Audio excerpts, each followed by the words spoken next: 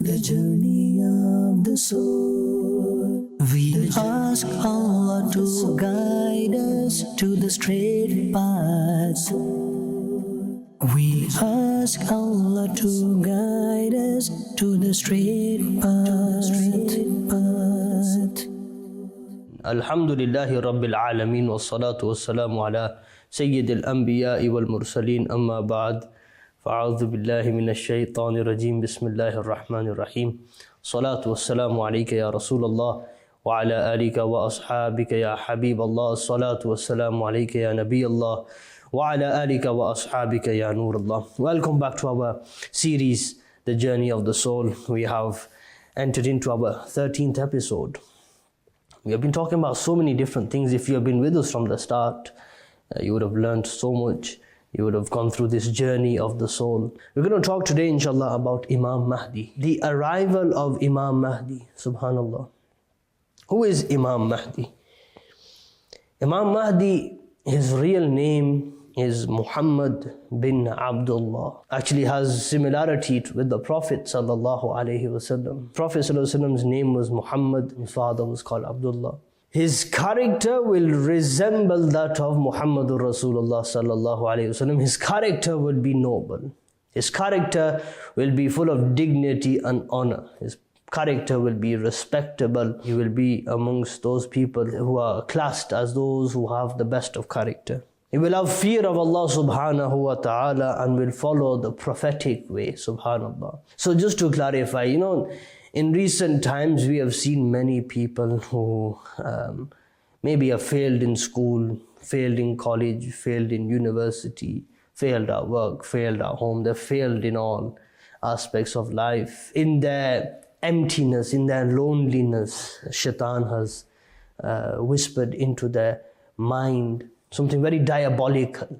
What I mean by that, you have many people who claim to be the Mahdi, yet they do not possess any one of the characters or the attributes or the signs of the Mahdi. Many people define themselves as being the Mahdi, but they are not named Muhammad bin Abdullah. Neither are they from the lineage of the Prophet sallallahu alaihi wasallam. So the signs of Imam al-Mahdi are what are mentioned in the hadith. He will rule for around 7 to 9 years. So some hadith mention 7 years, some mention 9 years. So he will rule for around 7 to 9 years. He will be born in Madinatul Munawwara. He will be born in Madinatul Munawwara, so he will be an Arab. Imam Mahdi will be an Arab. Look how specific these signs are of Imam Mahdi. And you've got these signs in front of you. We could tell, right? We could analyze the individual and we can tell that this is or this isn't the Imam Mahdi. But moreover, when Imam Mahdi comes, who we all await for, it will be well known that he's here. It will be well known. There won't be confusion when he arrives. When Imam Mahdi comes, there will be no confusion. It will be concrete. No one will stand there and say, we don't know if it's him for certain, X, Y, Z. It will be clear that it's him. Subhanallah. It will be clear. Now he is directly from the lineage of Muhammadur Rasulullah sallallahu alaihi wasallam. Yani he will be an authentic Sayyid. He will be an actual Sayyid. He will have the same blood in his veins as the Prophet sallallahu alaihi wasallam. He'll have the same biological lineage as the Prophet sallallahu alaihi wasallam. He will appear when God is denounced in public. Now, when you go anywhere, if you're media, social media, in the film industry, different types of understandings of life and religion, and one of the main ones is atheism. Atheism is a direct rejection of God, where you stop believing in the one God that's the ultimate and the almighty, the all-powerful, who is hearing, who is seeing, who is alive. He has power over everything. He is wajibul wujud. These are the attributes of God. So you'll have a group of people who reject the ultimate almighty God, but they put their faith in other such or so-called gods. They believe that, okay, God didn't make the universe, but these elements coming together, colliding together, cause the universe to happen. So they will put their faith in probability and chance rather than ultimate understanding and intellect. They put their faith into numbers and statistics. Allah subhanahu wa ta'ala is the ultimate. He created all these sciences. He created all these understandings.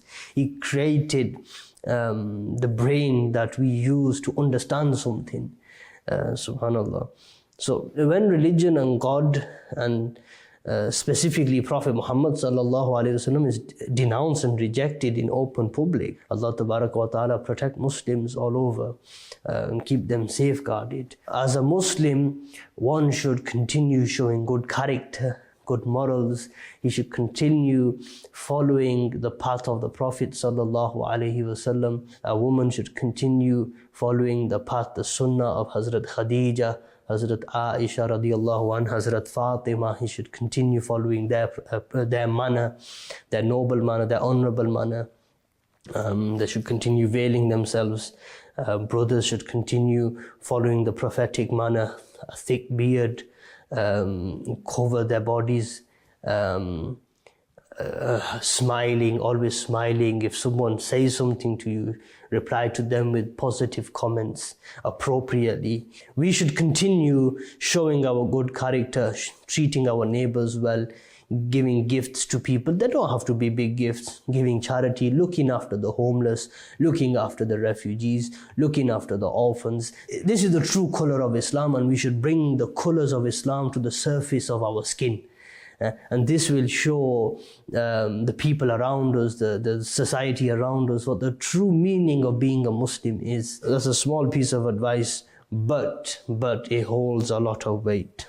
What will be his missions? What will be his goals? His main goal will be to restore justice and peace in the lands. That's his main mission.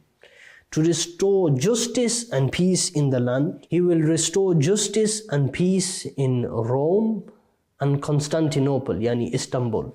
So this shows that maybe in a future time there will be some sort of chaos in Istanbul, some sort of problems in Rome, where he will then go and unite the believers there. He will give them hope. He will give them such suggestions that peace is established. He will restore justice and peace inside of Masjid al-Aqsa. He will give so much wealth. He will distribute so much wealth in the land that poverty is a thing of the past. Yani, when he comes into the world and he appears and he restores justice and peace in the world, there will be so much money circulating amongst the public that when you think of being poor was like a thing of the past. Being poor reminds you of those times when you had to go inside a well, right, to take water out. Being poor reminds you of that time when you had to light a fire to cook your food. And it was a medieval thing, a thing of the history. That's how much money he will make circulate around in society, subhanallah. And because of him, there will be so much blessings in the land. Allah subhanahu wa ta'ala, may He show us that time of peace. May He restore justice in the land. May He allow us to see justice and success and the absence of poverty and oppression in His land. Ameen bijahi Nabi Ameen. Sallu ala al-Habib sallallahu ala Muhammad sallallahu alayhi wa sallam. The journey of the soul. We ask Allah to guide us to the straight path. We ask Allah to guide us to the straight path.